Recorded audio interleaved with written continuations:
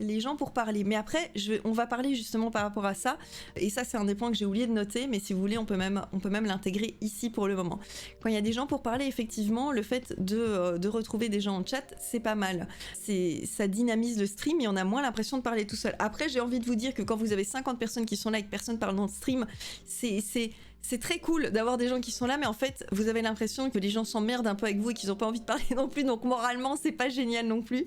Mais au niveau de la discussion par rapport au stream, justement, quand vous êtes dans le cas où justement vous n'avez pas beaucoup de personnes qui sont là, qui interagissent, que les gens ne parlent pas forcément, etc., ce que moi je peux vous conseiller maintenant, c'est de profiter de ce genre de moments, etc., même si je sais que c'est décourageant, pour transformer ça en fait en une forme d'exercice et d'entraînement, justement à vous exprimer comme si, voilà, cachez déjà les chiffres, ça c'est la première des choses, et faites votre truc et discutez en fait comme si vous étiez en fait en train d'expliquer, à quelqu'un ce que vous êtes en train de faire, tout simplement à un de vos potes, ou essayez, je sais que c'est très dur, mais il faut essayer en fait de se focaliser sur ce que vous faites et de vous dire voilà, imaginez-vous maintenant, par exemple, vous êtes en train de filmer une vidéo pour YouTube, d'accord? Vous n'êtes pas sur Twitch, il n'y a pas d'interaction possible, vous avez envie de faire quelque chose de divertissant, vous avez envie d'être drôle, de transmettre un truc, vous n'allez pas ne pas parler, vous vous dites je vais essayer, je vais faire cette petite performance artistique où je vais donner le meilleur de moi-même, où je vais être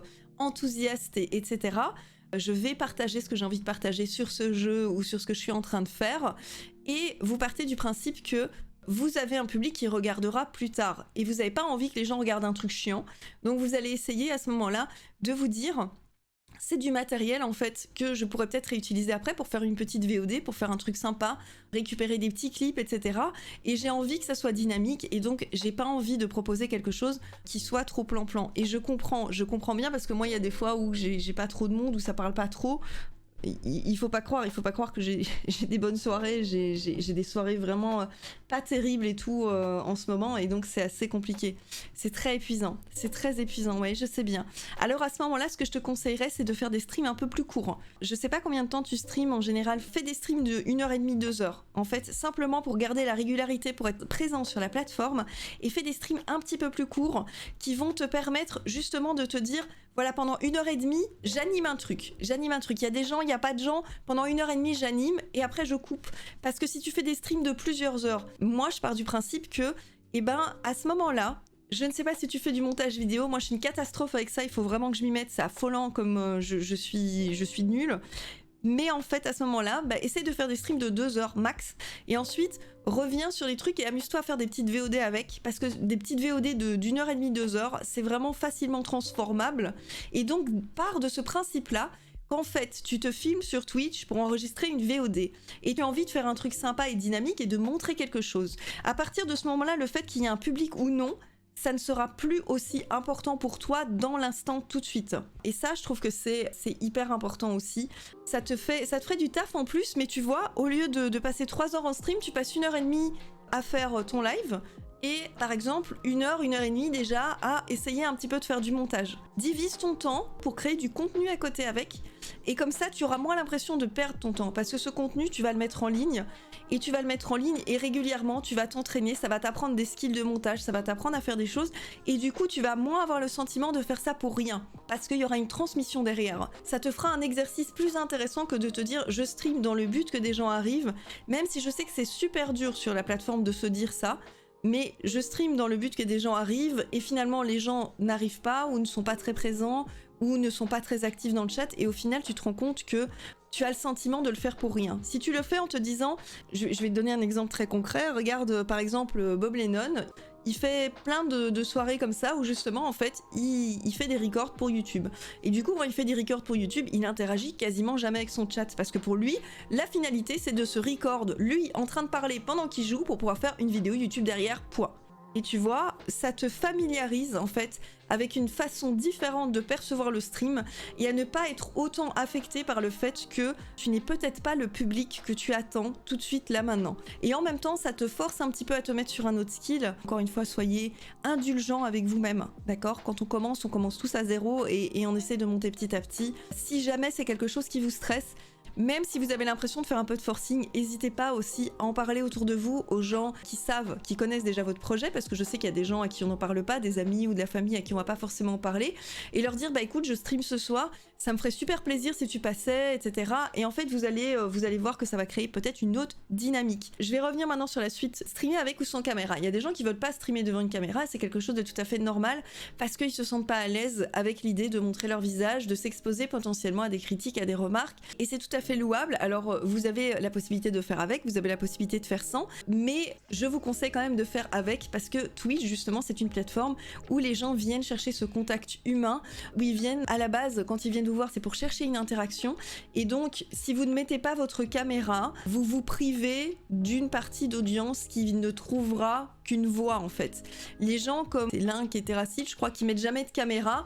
Ça marchait en 2015, aujourd'hui c'est compliqué. Aujourd'hui c'est vraiment compliqué. Alors vous avez aussi la possibilité d'utiliser des avatars virtuels, si vraiment vous êtes mal à l'aise, mais en tout cas il faut qu'il y ait ce sentiment autant que possible pour la personne qu'il y a un être humain derrière en fait. Les gens souhaitent à travers ce que vous faites voir vos réactions, ils veulent voir votre visage, ils veulent voir votre sourire, ils veulent voir quand vous flippez, quand vous sursautez, ils veulent voir vos expressions faciales, et c'est ça qu'ils vont rechercher sur cette plateforme. Et si vous ne leur offrez pas ça, vous vous privez d'une partie d'audience qui est à la recherche de ce contact visuel avec quelqu'un, même s'il est séparé par une caméra, mais il cherche en fait cette humanité en fait derrière le jeu, et pas juste en fait de regarder un let's play YouTube sur lequel il n'y a pas de caméra, on entend juste quelqu'un qui parle pendant qu'il joue. Et je pense que c'est quelque chose effectivement qui pour moi, à mon sens en tout cas, est intéressant. Je pense que c'est quelque chose qui peut ouvrir plus de portes que si vous vous fermez à l'idée tout de suite en fait de mettre une caméra. Et après je peux comprendre que pour plein de raisons différentes, mettre une caméra ça peut être très difficile, mais ça peut être aussi très bénéfique par rapport à votre image, parce que le fait de voir votre visage, le fait de vous voir tout simplement en stream, et ben c'est quelque chose qui va vous aider, ça m'a aidé en tout cas dans mon cas, vous aider en fait à vous accepter, vous aider à vous regarder en face finalement, parce que vous avez votre retour de stream pour la plupart des gens qui streament pour essayer de voir effectivement si tout est correct, s'il n'y a pas de problème de caméra, etc. Et ben c'est quelque chose qui va vous forcer en fait à vous voir vous-même, et du coup à être peut-être plus tolérant avec votre physique, à vous dire ouais bon bah c'est vrai, voilà j'ai une mâchoire carrée, j'ai un grand pif, j'ai des petites lèvres, et alors c'est moi, je suis comme ça et c'est pas grave. Je suis forte en 3D, est-ce que je peux faire un fond vert de moi avec une pièce en 3D histoire de ne pas avoir à redécorer mon appart? Je pense que c'est quelque chose justement de très intéressant. Si vous avez ce genre de skill, si vous avez ce genre de talent qui vous permettent justement de vous dire j'ai envie de m'insérer en fait dans un décor virtuel, mais faites-le, vraiment faites-vous plaisir. Faites-vous plaisir parce que ça vous donnera une liberté créative, et en plus ce sera votre décor à vous. Il y a aussi autre chose que je vais dire par rapport au décor. Je vais vous montrer un petit truc, je vais vous parler d'un petit truc par rapport au décor. Attendez, on va revenir juste comme ça 2 secondes. Par rapport au décor, par exemple, ce que vous pouvez aussi faire, c'est créer en fait un décor virtuel. Je vais m'expliquer. C'est-à-dire que beaucoup de gens en fait se disent je vais juste me mettre sur un fond vert, me détourer et simplement pouc, me mettre sur le truc. Et ben je peux vous dire qu'il y a pas mal de streamers, et notamment même au niveau de streamers américains, etc., qui créent en fait un décor virtuel derrière eux. Attention, un décor photo. Un décor photo, d'accord? C'est-à-dire qu'en fait, ils trouvent, en fait, soit ils prennent des photos, soit ils trouvent des photos, soit ils agencent quelque chose, un petit peu même peut-être dans une autre pièce, ils prennent une photographie de ça, ils la retravaillent, et en fait, ils s'insèrent dans ce décor avec leur chaise, tout simplement pour avoir l'illusion d'avoir un beau décor autour d'eux, même si c'est pas le cas. Et je peux vous assurer qu'il y a pas mal de streamers qui utilisent cette technique-là pour éviter, parce qu'ils n'ont pas forcément les moyens de mettre autre chose qu'un fond vert, parce que ils n'ont pas la place, parce que bah moi avant je vous dis je streamais, il y avait ma cuisine derrière donc c'était pas ouf, donc je mettais un fond vert parce que sinon vous voyez mon plan de travail avec mes casseroles, ma machine à café, c'est pas terrible. Et donc ça peut être quelque chose d'assez sympa aussi comme idée. Donc si vous avez la possibilité, que vous savez faire la 3D, ça peut être intéressant. Et sinon, comme je vous dis, vous avez toujours cette solution simplement d'une belle photo, quelque chose d'un petit peu propre avec un décor sympa derrière, que vous pouvez aussi insérer. J'espère que cette vidéo vous aura plu. Si c'est le cas, pensez à la liker, la partager et abonnez-vous pour ne pas manquer les prochaines. Merci et prenez soin de vous.